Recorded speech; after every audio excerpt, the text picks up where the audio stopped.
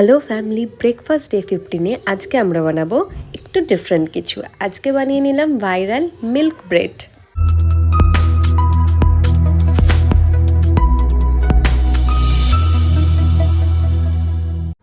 আমি এখানে 4টে slice bread নিয়ে নিয়েছিলাম, যেটাতে বাটার ব্রাশ করে নিয়েছিলাম জাস্ট ওপরের পার্টটা ছেড়ে।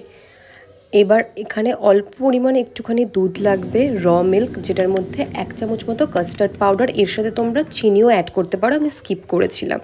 ভালো করে মিক্সড করে নেবো, একটা পাতলা লেয়ার বানাতে হবে। দেন একটু বাটার ব্রাশ করে পাউরুটিটা যেটা ছিল আমাদের লেয়ার সেগুলো ভালো করে একটু লাল লাল সেঁকে নিয়ে ওপর থেকে আমরা কাস্টার্ড আর মিল্কের যে কম্বিনেশনটা বানিয়েছিলাম সেটা অ্যাড করে দিলাম। তোমরা চাইলে এতে সুগারের সাথে একটু ভ্যানিলা এসেন্সও অ্যাড করতে পারো নিজেদের টেস্ট অনুযায়ী।